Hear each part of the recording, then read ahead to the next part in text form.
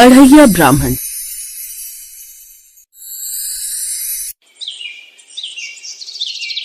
उत्तर प्रदेश के माधोपुर गांव में एक बहुत ही पेटू ब्राह्मण रहता था, जिसे पूरा गांव अढ़ैया ब्राह्मण के नाम से जानता था। उसके इस नाम का कारण क्या था ये कोई ठीक से नहीं जानता था, पर इतना जरूर कहा जाता था कि जो उसके चक्कर में पड़ जाए वो 1.5 गुना घाटा उठाए बिना नहीं बचता था। वैसे तो वो ब्राह्मण जंगल में बने आश्रम में अपने गुरुजी के साथ रहता था, लेकिन अक्सर सामान या भिक्षा के लिए उस गाँव में आ जाता था। उसी गाँव में एक गरीब किसान रहता था, गिरधारी। 2 बैल, एक कच्चा घर और 3 बच्चों के साथ जैसे तैसे गुजर बसर करता था। फिर एक दिन सुबह सुबह गिरधारी के आंगन में बैलों को चारा डालते हुए आवाज आई। राम राम गिरधारी, कैसा है भाई? राम राम पंडित जी, बस भगवान की दया है। सुना है तुम्हारे खेत में इस बार गेहूं खूब फला है। हाँ पंडित जी, ऊपर वाले की कृपा है। हाँ, तो क्यों ना ऐसा करो, इस बार अढ़ैया हिस्सा रख लो। ये बात सुनकर तो गिरधारी चौंक गया। ये अढ़ैया हिस्सा क्या होता है पंडित जी? अरे यही कि तुम खेत की उपज का एक हिस्सा मुझे दोगे और एक के साथ आधा हिस्सा ऊपर से। अढ़ैया ब्राह्मण जिसे लोग कहते थे, उसकी बात गिरधारी समझ नहीं पाया। मतलब साफ साफ बताइए। मतलब ये कि अगर 2 बोरी निकले तो 1 बोरी मेरी और ऊपर से आधी बोरी और। ये सुनकर गिरधारी अपने नुकसान का हिसाब लगाने लगा, पर अढ़ैया ब्राह्मण ने दिमाग घुमा दिया। देखो भाई, तुम्हारा खेत महादेव का दिया हुआ है, एक हिस्सा तो मेरा होकर भगवान का हुआ और ऊपर का आधा बस मेरा परिवार भी तो चले। तुम गरीब किसान हो, पुण्य मिलेगा। किसी ब्राह्मण को दान करोगे तो अब मुझे उम्मीद है तुम ब्राह्मण को भगवान को दान देने से इनकार तो नहीं करोगे।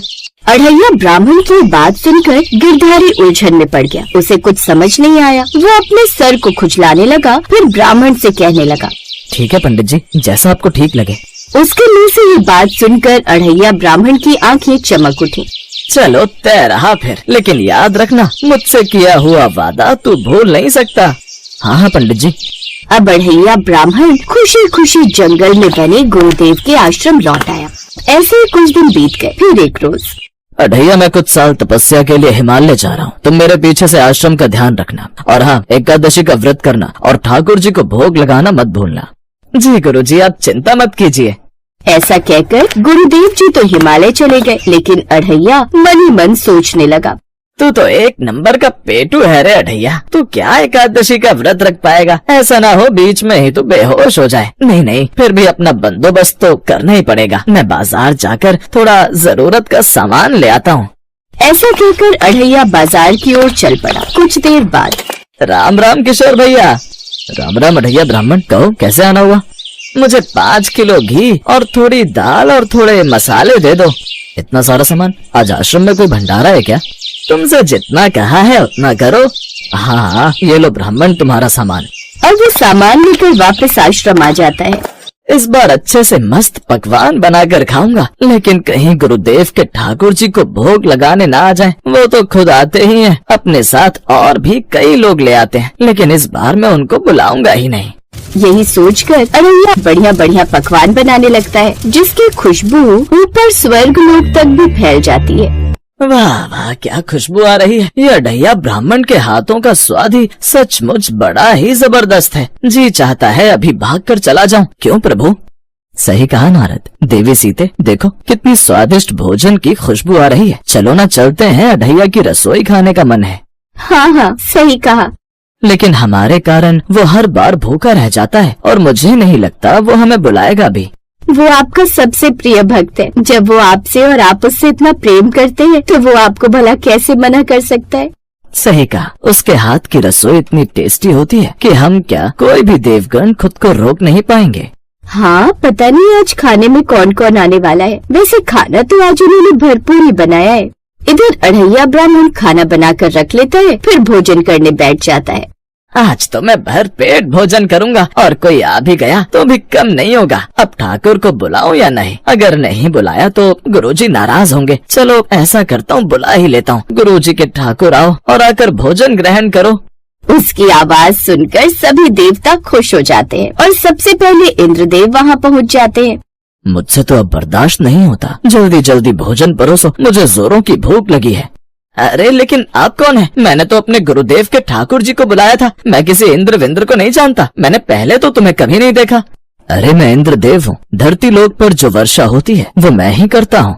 ओह अच्छा अच्छा, ये बात है। अच्छा ठीक है, आइए बैठ जाइए। हे ठाकुर जी, आप कहाँ हैं? आइए और भोजन ग्रहण कीजिए। लेकिन इसके बाद नारद जी वहाँ प्रकट हो जाते हैं। नारायण नारायण, कितनी बढ़िया स्वादिष्ट खुशबू है इस खाने में। अरे अब आप कौन है? मैंने आपको भी नहीं पहचाना।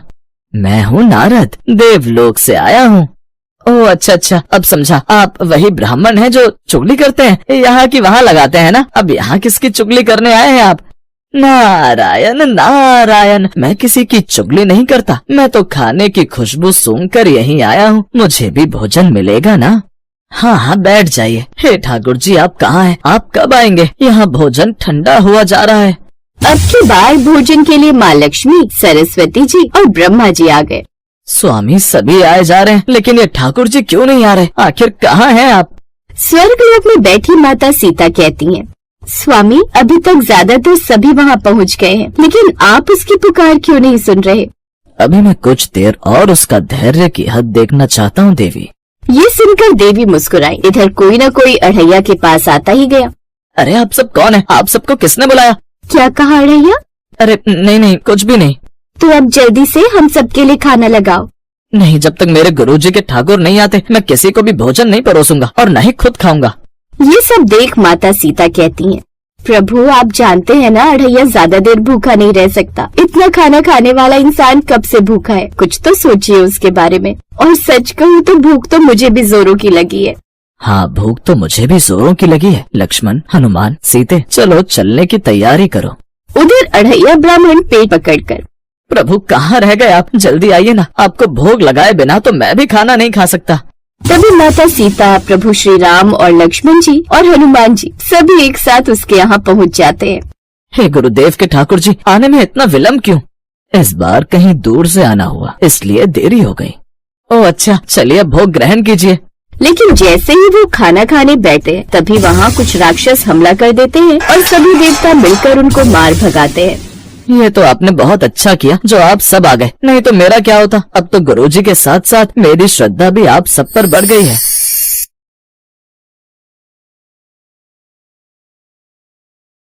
एक समय की बात है, किसी गांव में वीरधर नाम का एक ब्राह्मण अपनी पत्नी ममता और एक पुत्र मदन के साथ रहता था। वीरधर बहुत गरीब था, उनके पास कभी खाने को भी नहीं होता था। वीरधर की पत्नी ममता बहुत दुष्ट और चालाक थी। अजी, सारा दिन राम नाम का पाठ ही जपते रहोगे या फिर भिक्षा मांगने भी जाओगे? दिन भर बस माला हाथ में लिए राम नाम ही पढ़ते रहते हो। अरे तुम्हारी ताने देने की आदत कब जाएगी? मैं भी क्या करूं? कोई मेरी कथा सुनता ही नहीं और ना ही भिक्षा देता है। मुझे कुछ नहीं पता, कुछ भी करो पर भिक्षा मांगकर लाओ। पत्नी के रोज रोज लज्जित करने पर वीरधर एक दिन सुबह सुबह उठा और अपनी पोथी पत्रा उठाकर दूसरे गांव की ओर चल दिया। रास्ते में अंधेरा होने को है, यहीं पेड़ के नीचे बैठकर रात गुजार लेता हूँ, फिर सुबह दूसरे गांव पहुंच जाऊंगा। वीरधर वही पीपल के पेड़ के नीचे बैठकर राम नाम जपने लगा। सुबह होने पर जब वो उठा तो पास के सरोवर पर स्नान करके वो आगे चला और दूसरे गांव में पहुंचा। माई, कोई भिक्षा दे दो। आगे चलो ब्राह्मण देवता, यहाँ कुछ नहीं है। बेटा, यहाँ किसी के घर पूजा पाठ या कथा का कार्यक्रम हो तो मैं बहुत विधि विधान से करवाता हूँ। नहीं बाबा, हमें कोई कथा या पूजा नहीं करवानी। अब मैं क्या करूं? इस गांव में तो कोई भी पूजा या कथा नहीं करवाना चाहता। मुझे वापस लौटना होगा।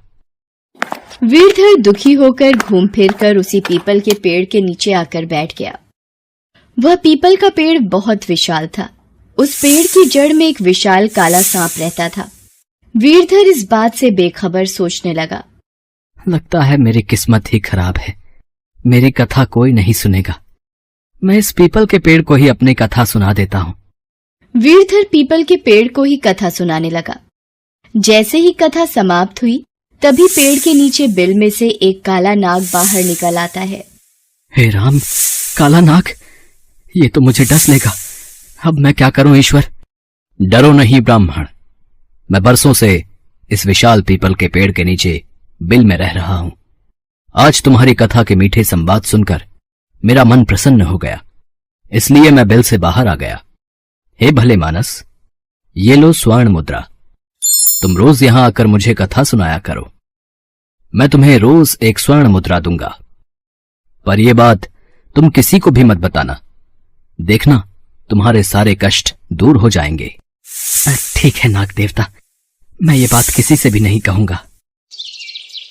वीरधर रोजाना सुबह उठकर नहा धोकर अपनी पोथी पत्र लेकर उस पीपल के वृक्ष के नीचे पहुंच जाता और वहां बैठकर नाग को कथा सुनाता और बदले में नाग वीरधर को एक स्वर्ण मुद्रा दे देता।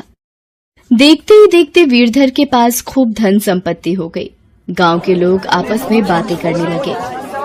अरे भाई, ये ब्राह्मण महाराज के तो दिन ही फिर गए लगते हैं। ये धन दौलत ऐशाराम समझ नहीं आ रहा कहाँ से आ रहा है ना?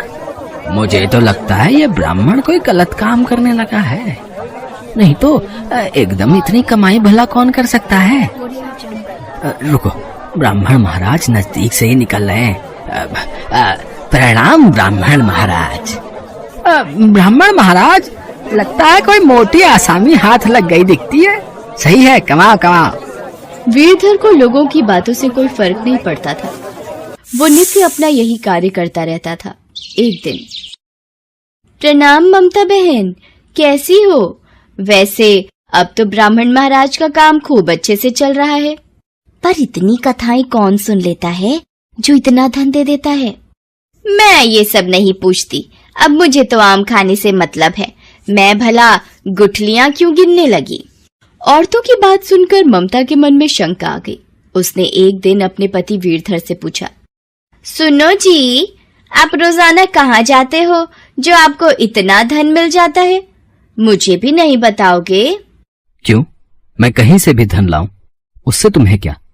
जब मैं कमाता नहीं था तब भी तुम्हें परेशानी थी, अब धन ला रहा हूं तब भी तुम परेशान हो। पर मैं आपकी पत्नी हूँ, मुझे इतना हक तो है जानने का कि मेरा पति आखिर क्या काम कर रहा है। कुछ दिनों तक वीरधर इसे टालता रहा, पर एक दिन ममता ने वीरधर को मजबूर कर दिया। मजबूर होकर उसने अपनी ममता को नाग की सारी बात बता दी। अच्छा, ये बात है, फिर तो उस नाग के पास बहुत धन होगा, तभी वो रोजाना तुम्हें एक स्वर्ण मुद्रा देता है। ममता के दिमाग में लालच ने जगह बनानी शुरू कर दी और एक दिन, ये तो बहुत सीधे हैं, रोजाना की एक ही स्वर्ण मुद्रा लेकर वापस आ जाएंगे। एक काम करती हूँ, इनके खाने में नशे की दवा मिला देती हूँ, जिससे ये बेहोश हो जाएंगे और फिर मदन को जंगल भेज दूंगी। ममता ने वीरधर के भोजन में नशे की दवा मिलाकर उसे खिला दी और बेहोश कर दिया। फिर अपने बेटे से बोली, मदन बेटा, तुम जंगल में उस पीपल के पेड़ के पास जाओ और उस नाग को कथा सुनाना। जैसे ही नाग कथा सुनकर स्वर्ण मुद्रा देने लगे, तुम नाग को मार देना और नाग द्वारा पेड़ में छुपाई सारी संपत्ति ले आना। ठीक है माँ, मैं ऐसा ही करूँगा। वीरधर ब्राह्मण का लड़का मदन पोथी पत्रा लेकर जंगल में गया और पीपल के पेड़ के नीचे बैठकर कथा सुनाने लगा।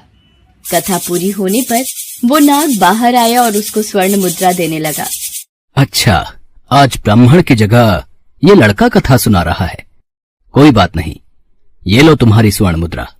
जैसे ही नाग मदन को स्वर्ण मुद्रा देने लगा, मदन ने कुल्हाड़ी से नाग पर वार कर दिया, जिससे नाग की पूंछ कट गई और नाग ने पलटकर मदन के पैर में डस लिया, जिससे मदन की मौत हो गई। उधर वीरधर को जब होश आया, अरे मैं बेहोश कैसे हुआ? और आज मैं नाग देवता को कथा भी सुनाने नहीं गया। अरे मेरी पोथी पत्रा कहाँ गए? कहीं कुछ गलत तो नहीं हो गया? हे भगवान! वीरधर जल्दी जल्दी जंगल की ओर भागा और उसके रोंगटे खड़े हो गए। मदन मेरे बेटे, ये क्या हो गया? तुम यहाँ मृत अवस्था में कैसे आ गए मेरे बच्चे? ब्राह्मण, मैंने तुम्हें कहा था कि स्वर्ण मुद्रा की बात तुम किसी से नहीं कहोगे। अब तुम यहाँ से चले जाओ। तुम्हारे पुत्र ने छल से मुझे मारना चाहा, मेरी पूंछ काट दी। तुम्हें मेरी पूंछ कटने का अफसोस नहीं क्या? तुम्हारी सारी धन संपत्ति अब नष्ट हो जाएगी, ये मेरा श्राप है। बेचारा वीरधर सिर पीट लेता है और अपने पुत्र का शव लेकर वापस घर आ जाता है। ये क्या हो गया मेरे पुत्र को? ममता, तुम्हारे लालची स्वभाव की वजह से आज हमारे पुत्र मदन की जान चली गई। ममता भी रोती रही। उसके द्वारा किए लालच की वजह से उसका इकलौता पुत्र मारा गया। अब घोर पछतावे के अलावा ममता और वीरधर के पास कुछ बचा ही नहीं था।